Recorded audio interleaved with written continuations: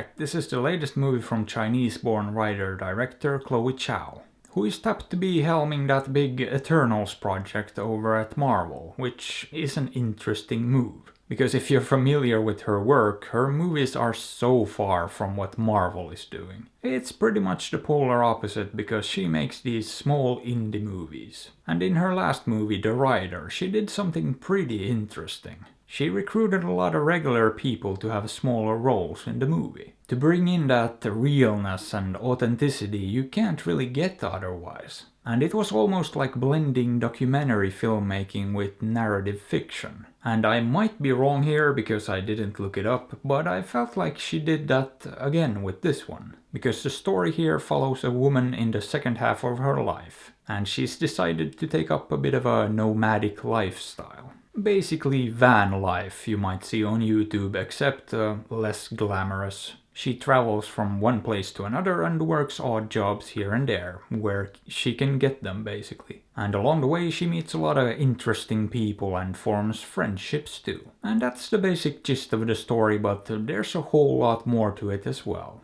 We get to learn more about her and how she came to adopt this lifestyle. And we hear a lot of heartfelt stories from a bunch of other people as well. And I think a lot of those people might just be regular people. And I have a sneaking suspicion they're telling their real life stories too, at least that's how it felt.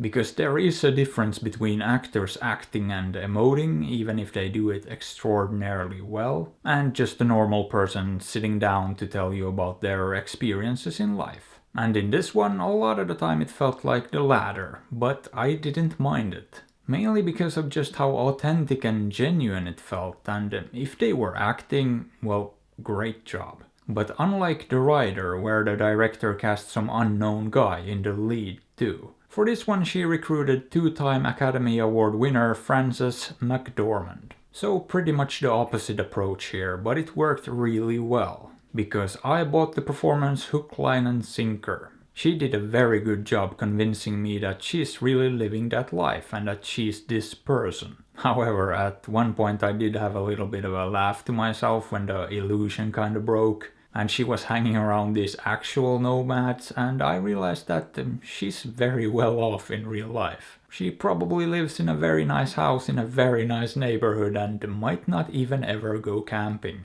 I don't know, but that was a pretty funny thought to me, and something that doesn't really happen with most movies. Because you know that everyone's an actor and every single little detail is staged and planned beforehand. But with something like this, it's a little bit different. But again, Frances did a great job, and I don't want to belittle her effort here. And overall, I did find the movie to be compelling, and it gave an interesting look into an alternative lifestyle. Not everyone really fits into modern Western society or wants to live in a big city or anything like that. And I'm glad there are people doing different things, finding ways to be content.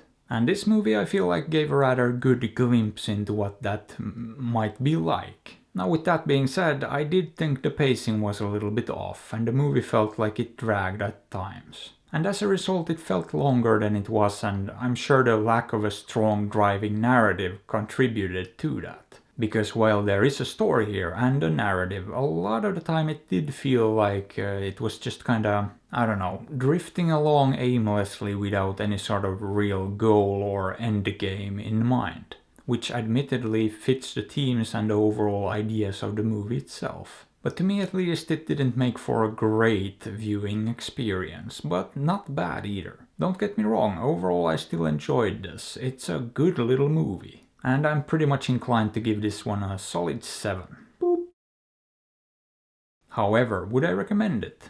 I think there's a chance the average viewer might be bored by it. But then again, you never know, so perhaps give it a look. Or don't. After all, I'm not your dad. But hey, what are your thoughts on this? Have you seen it? Did you like it? Let me know. And if you enjoyed the video, maybe give it a thumbs up or sub to the channel, because that would be fantastic.